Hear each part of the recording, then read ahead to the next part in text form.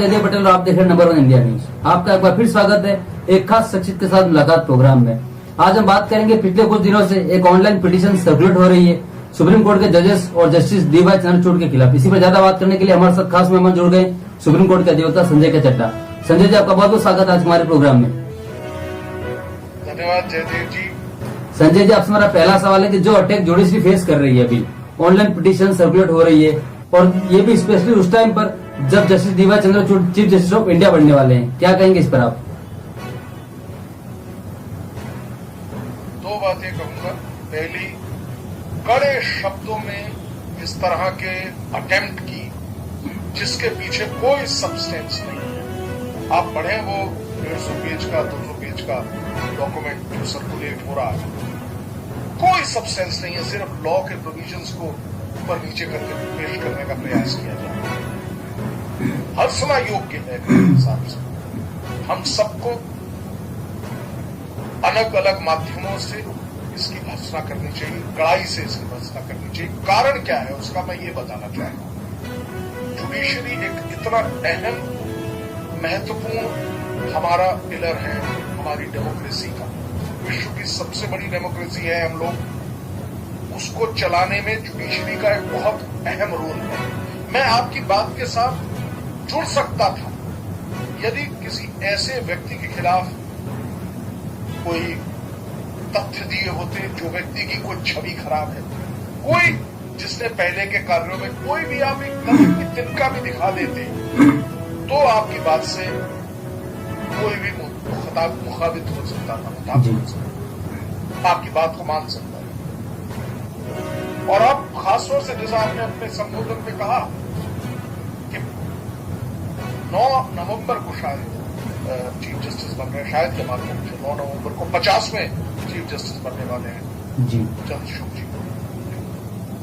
It's a defamatory statement, wild statement without any substance, no legs to stand. मेरा ख्याल है ये malicious attempt किया जा रहा है हमारी जुडिशरी के खिलाफ। हमारी जो देखिए जुडिशरी क्या है, हर व्यक्ति के अधिकार को प्रोटेक्ट करती है जुडिशरी। हर व्यक्ति फंडामेंटल राइट्स आज हम बात कर पा रहे हैं। और जो ये पिटीशन भी आई है, ये भी मुझे कई बार लगता है freedom of speech and expression की एम्बिट जो जुडिशरी ने बढ़ाई है, जिस तरीके से प्रस्तुत की है, उसका ही नतीजा है। आज अदरवाइज आप किसी अन्य राष्ट्र में कहीं पे भी किसी भी इंस्टीट्यूशन के खिलाफ इस तरीके से नहीं बोल सकते। और इस तरीके का डेफिनेटली आई थिंक मलेशियस है। और मैं इसकी अगर आप मुझसे पूछें किसी भी तरीके से जो भी, मैं तो कई लोगों के मैंने पॉइंट्स में पढ़ के और बात भी करी, पर्सनल लेवल पे भी मैंने, और कई लोग इसकी कड़ी भर्त्सना कर रहे हैं। देखिए क्या होता है कि अगर आप इंस्टीट्यूशन की इमेज को मेलाइन करेंगे, उसको घटियापना दिखाएंगे, वहां पे उसको नीचे स्तर पे ले जाने का प्रयास करेंगे, तो ऐसी स्थिति में इंस्टीट्यूशन जो है वो अपनी गरिमा को खो देगा और इसका एक बहुत बुरा परिणाम होगा हमारी पूरे सिस्टम में। तो आवश्यकता यह है कि इस तरह के अटेम्प्ट्स की भर्त्सना की जानी चाहिए, खरी निंदा की जानी चाहिए, जिससे कि इस पर कोई डीप एनालिसिस करने की आवश्यकता नहीं। मेरा ऐसा मानना है। मेरे से अगर आप पूछें, और आपने मुझे किसी वजह से यहां बुलाया है कि मैं इस चीज पे अपना प्रकाश डालूं, और बड़े इंडिपेंडेंटली और बड़े स्पष्ट शब्दों में मैं इसकी बड़ी निंदा। संजय जी, हमारा विश्वास नहीं होगा जयदेव जी अपने सिस्टम के ऊपर, तो हम कैसे अग्रसित होंगे?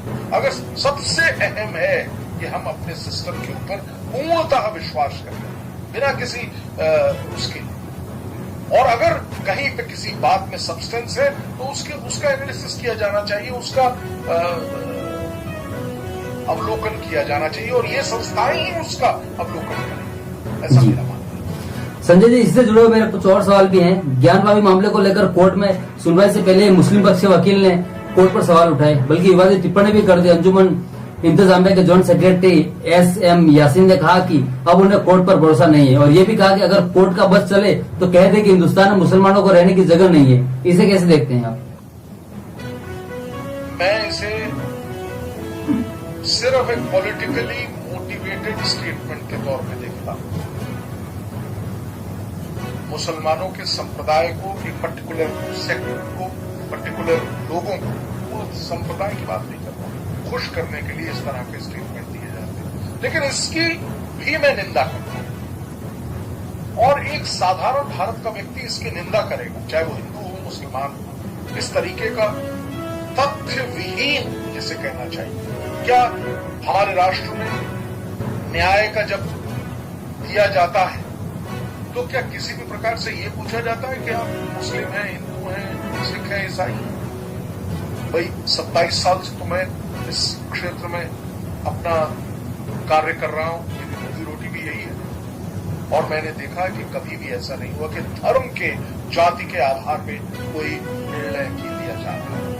तो ये बात मुझे सिर्फ और सिर्फ इसलिए ये बात कही है, जिन भी सज्जन ने कही है, आपने नाम लिया होगा जी, मुझे ऐसा लगता है वो अपने मुनाफे के लिए, अपने फायदे के लिए, कि अपनी कोई एक छवि मिल जाए, मीडिया में दिखा दिया जाए, इसलिए उन्होंने इस तरह का स्टेटमेंट दिया। ये तथ्यों से बहुत परे है, दूर है।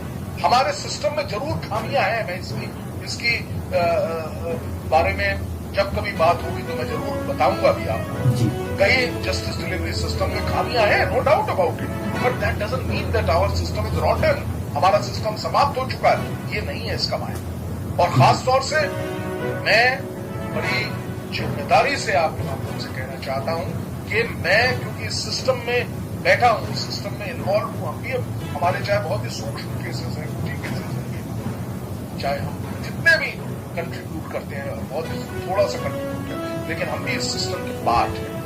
ये सिस्टम को वीक करने की अगर इस तरह की कोई भी कोशिश की जा रही है, चाहे वो किसी साजिश के तहत है या गैर साजिश करी जा रही है, इसकी भर्त्सना होनी चाहिए, इसकी इंक्वायरी होनी चाहिए और ऐसे व्यक्ति के खिलाफ कड़े से कड़ा एक्शन भी लेना चाहिए, ऐसा मेरा मानना है। जी संजय जी, आपसे हमारा क्लोजिंग क्वेश्चन है कि देश में चल रही मौजूदा राजनीति को देखते हुए न्यायपालिका को सीधे सीधे सरकार से जोड़कर देखा जाता है, तो क्या आपको नहीं लगता है कि ये एक तरह से संवैधानिक संस्थान का अपमान करने के बराबर है?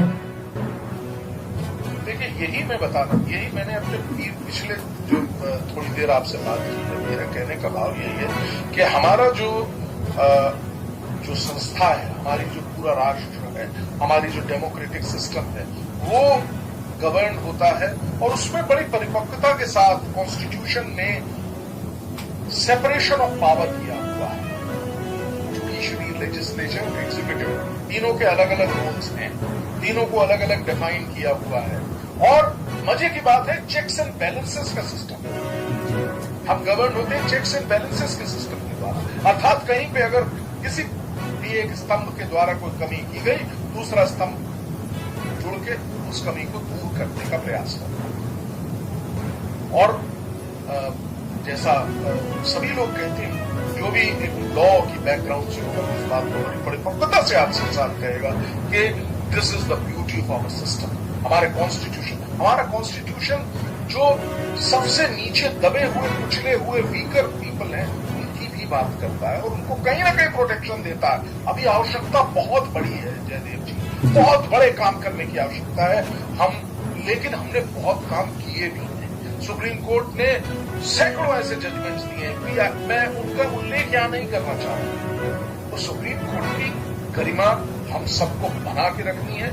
मैं पुनः आपके माध्यम से बड़ी, जिसे कहता है, रोष के साथ ऐसे उठाए जाने वाले कदमों का भर्त्सना करता हूं, निंदा करता हूं और ये एक अपील करता हूं कि हर व्यक्ति को इसकी निंदा और भर्त्सना करनी चाहिए, क्योंकि हम ऐसे सिस्टम में रह रहे हैं क्योंकि और ब्यूटिफाई होता है सुप्रीम कोर्ट के द्वारा किए गए काम। जी संजय जी, आपने नंबर इंडियंस की समय निकाला, उसके लिए आपको बहुत बहुत धन्यवाद।